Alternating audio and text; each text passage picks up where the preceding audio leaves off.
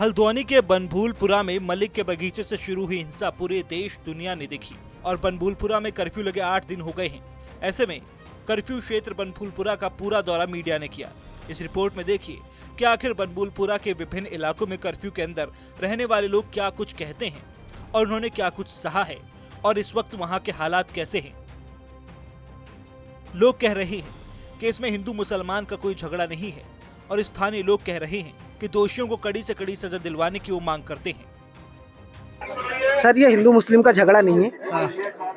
ये कुछ शरारती तत्व ने प्रशासन के ऊपर हमला करा, जिसमें कि छोटे छोटे नाबालिग बच्चे जिनको उकसाने का कुछ काम किया गया है कुछ की तरह से। और ऐसा कुछ इसमें सर हिंदू मुस्लिम का कोई झगड़ा नहीं है। और बाकी यहाँ पे हमारा प्रशासन पूरा सहयोग कर रहा है, हमें सारी चीज़ें सामान्य मिल रही हैं। तो मुझे पता चला कि क्या नाम है, प्रशासन के द्वारा जो वहाँ पे कार्रवाई चल रही थी मलिक के बगीचे में मदरसा और मस्जिद के लिए, तो उसके लिए सर वहाँ पे मुझे ऐसा लगा कि वहाँ प्रशासन अपनी कार्रवाई करने गई तो वहाँ पे पथराव हो गया। अच्छा। तो ये सुनते ही हमें खबर मिली कि अपने अपने घर आ जाओ। अच्छा। और क्या नाम है, स्थिति थोड़ी गंभीर है तो हम अपने घर आए। बाकी यहाँ पे सब माहौल सही था, बाकी यहाँ पे ऐसी सर कोई स्थिति नहीं। इस वक्त हालात जो है सामान्य है। जो उस दिन की घटना है उसकी हम कड़ी निंदा करते हैं और जो दोषी हैं उनको हम सख्त से सख्त कार्रवाई दिलाने का प्रयास करेंगे। और जो लोग यहाँ पर बेकसूर हैं उनके लिए हम सरकार से, जो हमारे शासन के लोग हैं वो हमारा फुल सहयोग कर रहे हैं। हम उनसे भी यही विनती करेंगे हाथ जोड़ के कि जो लोग बेकसूर हैं उनको बिल्कुल बाइज्जत बरी करा जाए। कौन लोग थे वो, एकदम से क्या बाहर से? वो जाँच का विषय है, उसमें हमने सिटी मजिस्ट्रेट साहब को एक ज्ञापन भी दिया है। जो उसमें जाँच होगी, हमें जाँच के ऊपर फुल विश्वास है यहाँ के शासन प्रशासन के ऊपर। वहीं कर्फ्यू के दौरान city magistrate Richa Singh, SDM Paritosh Verma और जोनल मजिस्ट्रेट एपी वाजपेयी उस पूरे क्षेत्र की निगरानी के साथ ही वहां आवश्यक सेवाओं की व्यवस्थाओं को सुचारू करने की जिम्मेदारी उठा रहे हैं। उन्होंने बताया कि सुबह 9 बजे से लेकर 11 बजे तक ढील दी जा रही है। ऐसे में लोगों को जरूरत की चीज प्रशासन द्वारा उपलब्ध कराई जा रही है। सब्जियां, राशन, मेडिकल सुविधा है या दूध हो, इन सभी की व्यवस्थाएं प्रशासन द्वारा पूरी तरह से उपलब्ध कराई गई है। जिनके पास पैसा नहीं है उनको प्रशासन मुफ्त में चीजें उपलब्ध करवा रहा है। देखिए, जैसा कि आप सभी भी जानते हैं कि ये घटनाक्रम हुआ और उसके बाद से लगातार इस क्षेत्र में कर्फ्यू अभी चल रहा था और उसमें अगले दिन से ही दूध, राशन, क्योंकि लोग से नहीं निकल पा रहे हैं, कर्फ्यू लगा हुआ है, तो दूध, राशन, गैस, सब्जी, फल, सभी जो जरूरी आवश्यकताओं की चीज़ें हैं उनको मौके पर ही जाकर घर घर उपलब्ध कराया जा रहा है। हम लोग किसी एक कोने में जाकर जगह जगह गाड़ियाँ खड़ी करते हैं, लोगों को अंदर सूचना देते हैं कि भाई आप लोगों को जो सामान अपनी ज़रूरत का लेना है वो आप आएँ और अपना सामान ले लें। इसके अतिरिक्त जिन लोगों को कोई इमरजेंसी है, कोई मेडिकल इमरजेंसी है, यहाँ पर मेडिकल स्टोर और अस्पताल भी खुलवा दिए गए थे उसी दिन से। जो मेडिकल इमरजेंसी है उसके लिए तत्काल उनको मौके पर ही पास जारी किए जा रहे हैं।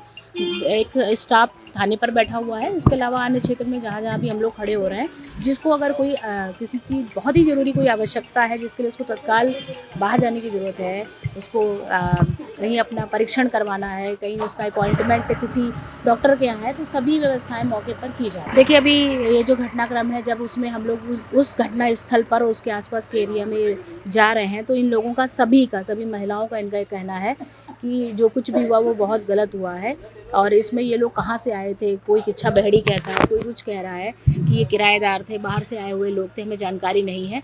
हम पुलिस प्रशासन के साथ हैं क्योंकि ये निश्चित ही बहुत गलत हुआ है। सभी ने अपनी आंखों से देखा है कि उस दिन क्या घटनाक्रम हुआ था।